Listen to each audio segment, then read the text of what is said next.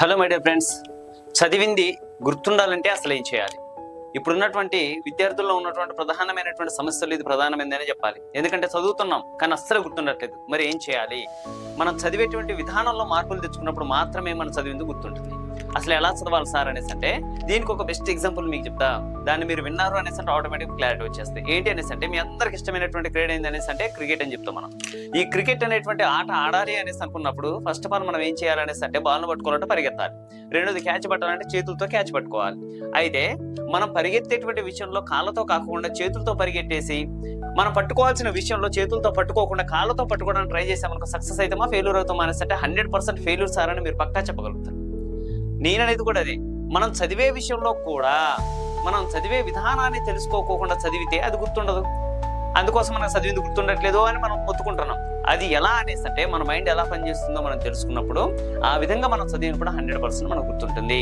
మన మైండ్ ఎలా పనిచేస్తుంది ఒకసారి చూడండి. ఇక్కడ మన మైండ్ అనేటువంటిది ప్రధానమైనటువంటి విషయాలు మనం తీసుకుంటే 3 రకాలుగా మనం చెప్పుకోవచ్చు. ఒకటి ఇందులో ఫస్ట్ ఏంటి అనేసి ఒకటి దీన్ని పిక్చర్ మెథడ్ అనేసి అంటాం. Picture method. పిక్చర్ అనేసి అంటే ఇమేజ్ అంటే బొమ్మ, తెలుసు కదా. బొమ్మల రూపంలో చదివినప్పుడు మాత్రమే మనకి ఎక్కువగా గుర్తుంటుంది. ఎందుకు అనేసి అంటే మన మైండ్ బొమ్మల మెదడు అనేసి అంటాం. మీకు ఎగ్జాంపుల్ చెప్తా ఉంటా, మీరు దానికి ఆన్సర్ చెప్పండి. ఏది పుట్టాల్సినటువంటి పని లేకోకుండా నేను చెప్పిన దానికి ఆన్సర్ చెప్పండి. మీకు ఏం గుర్తొస్తే అదే చెప్పండి. ఏంటి ఇక్కడ అనేసి అంటే యాపిల్. యాపిల్ అనగానే మీకు ఏం గుర్తొస్తుంది? యాపిల్ అంటే APPLE అని గుర్తొచ్చిందా? యాపిల్ పండు ఆకారం ఎరుపు రంగులో ఉండి మీకు గుర్తొచ్చిందా? ఏం గుర్తొస్తుందో మనకు అనేసి అంటే యాపిల్ అనగానే యాపిల్ ఫ్రూట్ అనేది గుర్తొచ్చింది.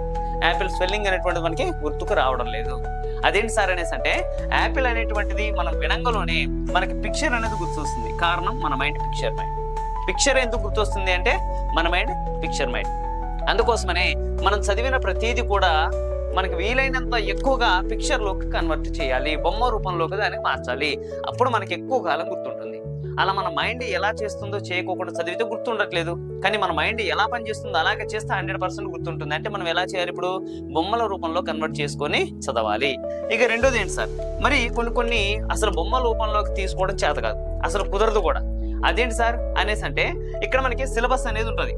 Syllabus first syllabus, second chapter, third, fourth, fifth.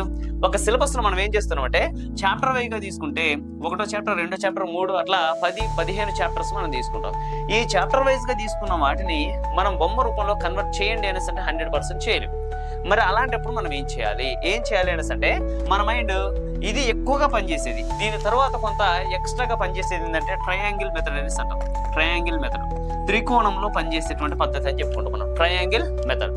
ఇప్పుడు ఈ ట్రయాంగిల్ మెథడ్ అనేటువంటిది ఏంటి అనేసి అంటే ఇక్కడ ట్రయాంగిల్ ఎన్ని కోణాలు ఉన్నాయి? 3. ఈ 3 అనేటువంటిది పరిపూర్ణంగా చాలా ఈజీగా మన మైండ్ గుర్తుపెట్టుకుంటుంది.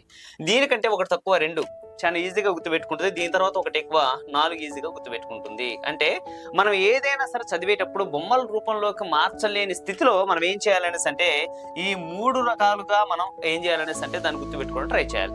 ఇది ఎట్లా సార్ ఏంటి దీని కథ అనేసి అంటే మనం చదివేటప్పుడు 3గా డివిజన్ చేసుకోవాలి. ఫర్ ఎగ్జాంపుల్ మనం మాట్లాడుకుంటే మీకంటూ ఒక సెల్ ఉంది, దానికి ఒక నెంబర్ ఉంది. లేదా మీ ఫాదర్ కానీ మదర్ కానీ ఎవరికైనా సెల్ ఉంది, దానికి నెంబర్ ఉంది.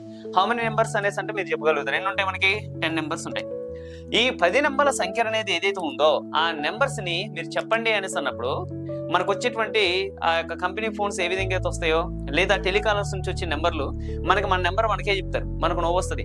ఈ 10 నెంబర్లు ఎలా చెప్తారంటే 9 9 8 9 2 2 3 2 ఇట్లా చెప్తారు. అలా చెప్పినప్పుడే మనకు నవ్వు వస్తుంది. ఎందుకనేసి అంటే మనం అట్లా దాన్ని గుర్తుపెట్టుకోవాలి. మరి ఎలా గుర్తుపెట్టుకున్నాం సార్ అనేసి అంటే మన నెంబర్, మన నాన్న నెంబర్ చెప్పాలనేసి అన్నప్పుడు 99 89 143 143 ఇట్లా మనం చెప్తాం. అంటే డిజిట్స్ గా మనం ఏం చేస్తున్నాం అంటే మోడిఫికేషన్ చేసేసాం ఆల్రెడీ. అంటే మనకు తెలియకోకుండానే మనం మన మైండ్ యూజ్ చేస్తున్నాం. చూడండి మన మైండ్ ఎలాగే పనిచేస్తుంది అన్న సంగతి మనకు తెలియకపోయినా సరే అది పనిచేయటం మాత్రం అలాగే చేస్తుంది. Is it clear? అర్థమవుతుందా? లేదా 900 123 123 లేదా 154 ఇట్లా మనకి ఏంటనేసి అంటే ఈ నెంబర్స్ అనేటువంటి ఒకటేమో 4 ఇక్కడ తీసుకోండి, 4 తర్వాత 3 3 2 2 3 3 ఇట్లా మనకి ఏమవుతుంది అనేసి అంటే ఈ ట్రయాంగిల్ మెథడ్ లో 3 డిజిట్స్ అనేటువంటిది పరిపూర్ణంగా ఉంటుంది. దానికంటే కొంచెం తక్కువ, దానికంటే కొంచెం ఎక్కువ అనేటువంటిది చాలా ఈజీగా మనం మైండ్ గుర్తుపెట్టుకుంటుంది. అందుకోసమనే మనం ఇట్లా 9000 కానీ ఇట్లా 9550 కానీ ఇట్లాంటి వాటిని ఏం చేస్తాం అనేసి అంటే ఒక డిజిట్ గా, మళ్ళీ మిగిలిన వాటిని 2 డిజిట్లుగా మనం చేసుకుని మన మైండ్ లో గుర్తుపెట్టుకుంటున్నాం. అంటే మనం ఎప్పుడైతే ఇలా చాప్టర్స్ వైజ్ గా కానీ, లేదా సిలబస్ ని తీసుకున్నప్పుడు కానీ, లేదా మనకు ఒక చాప్టర్ ని చదివినప్పుడు అందులో కొన్ని భాగాలు వస్తాయి, ఉపవిభాగాలు వస్తూ ఉంటాయి కదా, ఆ సబ్ డివిజన్స్ అనేటువంటి ఏది ఉంటాయో వాటిని మనం తీసుకున్నప్పుడు ఇగో ఈ విధంగా మనం 3 లేదా 2 లేదా 4 విధాలుగా మనం వాటిని ఏం చేయాలంటే కన్వర్ట్ చేసుకునే డివిజన్స్ చేసుకుని గుర్తుపెట్టుకోవాలి. అప్పుడు ఈజీగా గుర్తుంటుంది. ఇది సెకండ్. మన మైండ్ పనిచేసేది ఫస్ట్ ఏమనుకున్నాం పిక్చర్ మెథడ్, సెకండ్ వన్ వచ్చేసి ట్రయాంగిల్ మెథడ్. ఇక మూడవది అత్యంత పాపులర్ గా మనం తీసుకుంటే, ఎక్కువగా పనిచేసే విధానంలో మనం తీసుకుంటే దీన్ని ఏమంటాం అనేసి అంటే కంపేరింగ్ మెథడ్ అనేసి అంటాం. Comparing method. కంపేరింగ్ అనేసి అంటే పోల్చడం, పోలికను చూస్తూ మనం ఏం చేయాలనేసి అంటే దీన్ని చేయాల్సి వస్తుంది. ఎందుకు సార్ ఈ పోలికను చూడటం అనేసి అంటే, ఫర్ ఎగ్జాంపుల్ మనం ఒక హిస్టరీ అనేటువంటిది కానీ, ఎకానమీ అనేటువంటిది కానీ, జోగ్రఫీ అనేటువంటిది కానీ ఇట్లాంటి ఏదైనా స్టడీ చేస్తున్నాం మనం. ఈ హిస్టరీ కానీ, ఎకానమీ కానీ, జోగ్రఫీ కానీ వీటిల్లో మనకి ఏందనేసి అంటే కొంతమంది రచయితలు వస్తూ ఉంటారు, వాటితో పాటుగా కొంతమంది సైంటిస్టులు వస్తూ ఉంటారు. ఇప్పుడు ఇక్కడ బాటనీ తీసుకున్నా సరే సైంటిస్టులు కనిపిస్తారు మనకి, ఈ యొక్క ఎకానమీలో కూడా సైంటిస్టులు కనిపిస్తారు, జోగ్రఫీలో సైంటిస్టులు కామన్ మ్యాథ్స్ లో కూడా కనిపిస్తారు. ఇప్పుడు ఈ సైంటిస్ట్ అనేటువంటి వ్యక్తులు మన భారతదేశ వ్యక్తులు కాకోకుండా విదేశాలకు సంబంధించిన వ్యక్తులు ఉంటారు, వాళ్ళ పేర్లు ఒక రకంగా ఉంటాయి. మనకి ఈ ఒక రకంగా ఉన్నటువంటి పేర్లను మనం గుర్తుపెట్టుకోవాలంటే కొంచెం ఇబ్బందికరంగా ఉంటుంది, ఈజీగా అంత గుర్తుండదు. కానీ ఈ యొక్క పేరు ఏదైతే ఉంటుందో సైంటిస్ట్ పేరు, మనకు తెలిసినటువంటి పదానికి మనకు తెలిసిన పేరుకు దాన్ని ఏం చేయాలంటే కంపేర్ చేసుకోవాలి. ఫర్ ఎగ్జాంపుల్ మనం మాట్లాడుకుంటే ట్రంప్ గారు ఉన్నారు, అమెరికా అధ్యక్షుడు కాబట్టి ట్రంప్. ఇప్పుడు మనం జనరల్ గా ట్రంప్ అనగానే ఎస్ ఇప్పుడు అమెరికా అధ్యక్షుడు మనందరికి తెలుసు, ఆ విషయం తెలుసు. అయితే ఈ ట్రంప్ అనేటువంటి పేరు మనకు అసలే తెలియదు, ఎందుకంటే అమెరికా అధ్యక్షుడి గురించి తెలియదు అనేసి మనం అనుకుంటే ట్రంప్ ను గుర్తుపెట్టుకోవాలి. ఇప్పుడు ఎలా గుర్తుపెట్టుకోవాలి? ట్రంప్ కు దగ్గరగా మనకు కంపు కూడా ఏంటంటే ఇది కంపు, ట్రంప్ కంపు, ఈ 2 పదాలు మనకు తెలుసు.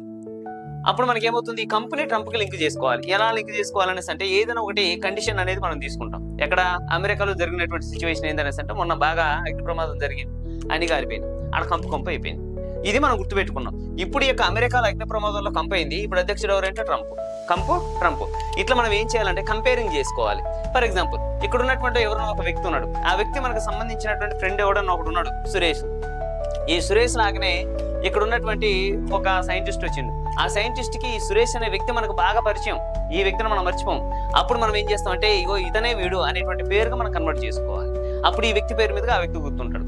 అందుకోసమనే మనకి తెలిసినటువంటి వ్యక్తులు కానీ, పేర్లను కానీ ఆధారంగా చేసుకుని కొత్తగా సంబంధించినటువంటి ఏదైనా కొత్త పదాలు వచ్చినప్పుడు వాటికి కన్వర్ట్ చేస్తే, వాటిని పోల్చుకుంటూ వాటిని కంపేర్ చేస్తూ మనం స్టడీ చేసినప్పుడు మనం ఆటోమేటిక్గా పలానా చదివినప్పుడు పలానా మా ఫ్రెండ్ గారు అనుకున్నా కదా అనేటువంటి విషయం గుర్తురాగానే వాటి పేరు మనకి ఎట్లాగో తెలుసు కాబట్టి కన్వర్ట్ అయిపోతుంది. అంటే మనకు గుర్తొచ్చిందంటే మనం ఆటోమేటిక్గా రాసేయచ్చు. ఇలా మన మైండ్ అనేటువంటిది ఎన్ని రకాలుగా పనిచేస్తుంది? ప్రధానంగా అనేసి అంటే 3 రకాలుగా, 3 పద్ధతులుగా మనకు పనిచేస్తుంది. ఒకటి పిక్చర్ మైండ్ అనేసి అంటాం, రెండోది వచ్చేసి ట్రయాంగిల్ మైండ్ అనేసి అంటాం, తర్వాత వచ్చి కంపేరింగ్ మైండ్ అనేసి అంటాం. ఈ 3 రకాలుగా ఎవరైతే సక్సెస్ఫుల్ గా ప్రాక్టీస్ చేస్తారో 100% వాళ్ళకి ఏమవుతుంది అనేసి అంటే మర్చిపోతున్నాం అనేటువంటి భయం ఉండదు. 100% మీరు సక్సెస్ అవ్వచ్చు. Wish you all the best. Thank you.